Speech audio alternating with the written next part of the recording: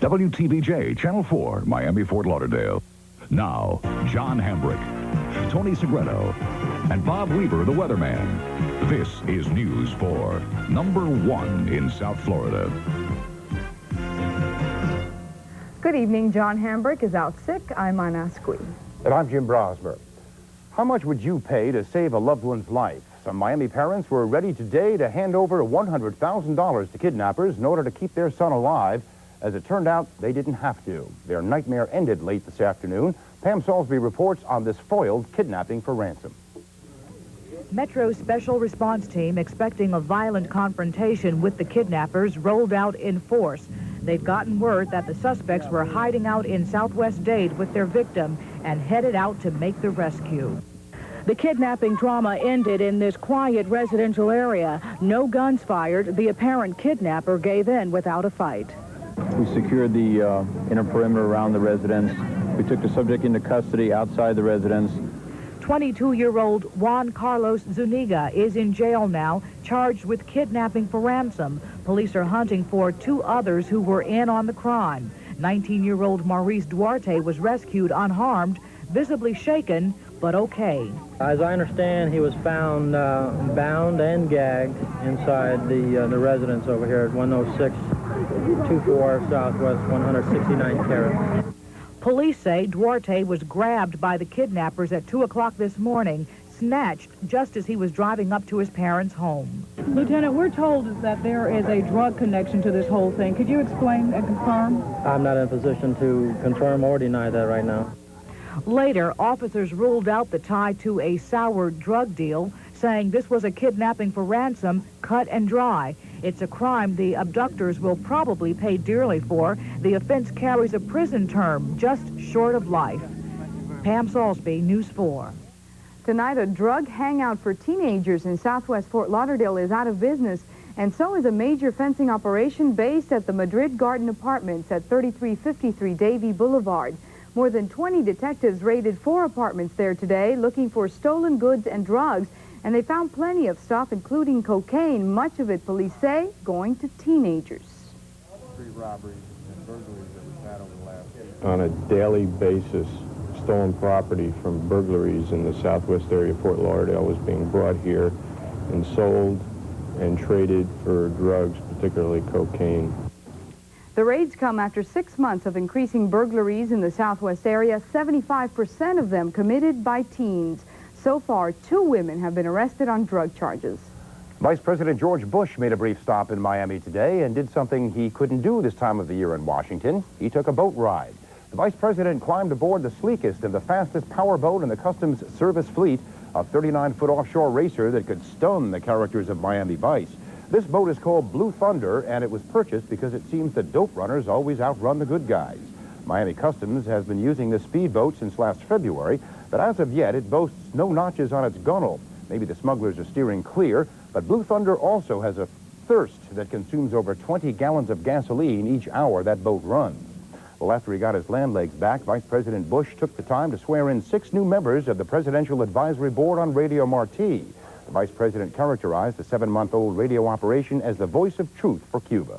Radio Marti has been broadcasting for less than 7 months, but I believe that Castro's initial response to it gives us a good idea of how powerful truth can be and how dangerous it is to a communist dictator.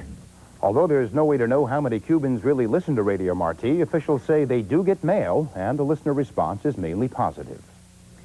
It'll be manslaughter, not murder, that Bill Dixon faces when he goes to trial for shooting and killing his invalid wife. A grand jury in Palm Beach today indicted 74-year-old Dixon, but reduced the first-degree murder charge. Dixon has not disputed the fact he killed his 82-year-old wife on December 3rd. She was suffering from Alzheimer's disease, arthritis, and had recently been confined to a wheelchair. A teenager who killed his stepsister says his former buddy planned the whole thing. Although David Gottfried took the stand for the defense today, his testimony seemed to help the state's case. News 4's Catherine Kirk spent the day in court covering that trial. He right over there, Nelson Molina. That wasn't the only time 18-year-old David Gottfried pointed his finger at Nelson Molina. While Gottfried has admitted to murdering his 10-year-old stepsister Carla, He says the whole thing was Molina's idea, but defense attorney Ellis Rubin spent most of the afternoon trying to tear down Godfrey's story. Why did you listen to him? Why did you say, hey, good idea? I told the man no, and he just kept saying, let's kill her. Godfrey says it was Molina who held the girl down while he stabbed her with a 9-inch butcher knife. And it was Molina who suggested shooting her because she wasn't dying fast enough. He told me that, no, that I was stabbing her, that it wasn't welcome, and that I should shoot her. So what did you do? So I shot her. Because Nelson told you to? Yeah. But Rubin contends that Molina had no motive and that he wasn't mentally competent enough to take part in the murder. The prosecution disagrees. You have to drag him around by a leash anywhere and say, Nelson, sit, Nelson, stand, Nelson, eat your food. No, Did you have ma'am. to do that with Nelson Molina? No, ma'am. And neither one of you were little innocent angels during this thing, were you? Ma'am. You did bad things during this thing, didn't you? Yeah. Nelson Molina do bad things during this? Yes. You were there together? Yes, ma'am. The rest of the trial will feature a parade of medical experts. Doctors for the defense say brain damage prompted Molina's participation, but doctors testifying for the state insist his physical problems had no bearing on his ability to act rationally. It may all boil down to which doctors the jury chooses to believe. Catherine Couric, News 4. The Broward Sheriff's Department has started a new program to put the crunch on holiday muggers and shoplifters. It's called Operation Scrooge. 30 extra deputies have been assigned to the heaviest shopping areas, and outdoors, uniformed patrols circle the parking lots. Undercover officers are inside watching for sticky hands, much to the relief of merchants. Probably just in our store are losing maybe $2,000 a week just to shoplifting. Is that more than last year? Or yeah. Yeah, it's an increase. Meanwhile, the officers, the first day of Operation Scrooge, say it was slow. They're hoping that means their presence is a deterrent. Meanwhile, deputies say that there are a number of things shoppers can do to avoid becoming victims. News 4's Luann Kahn has the story. What does that purse snatcher look for in a victim? Well, Broward Sheriff's Deputy Gil Henry and myself did some people watching at Lakes Mall, and we tried to watch them as a robber might. Here was our first potential victim. This woman has both hands busy with packages. The bag is slung over his shoulder. I take a knife and I cut the strap. I'm talking about the female on the left. And I pull that from behind. And then I go out the exit. Another victim here. She's vulnerable. She's by herself. That's right down. Right? She has the bag in her right hand. See that? I just run right by her and snatch the bag. But here's a woman that a robber might think twice about attacking.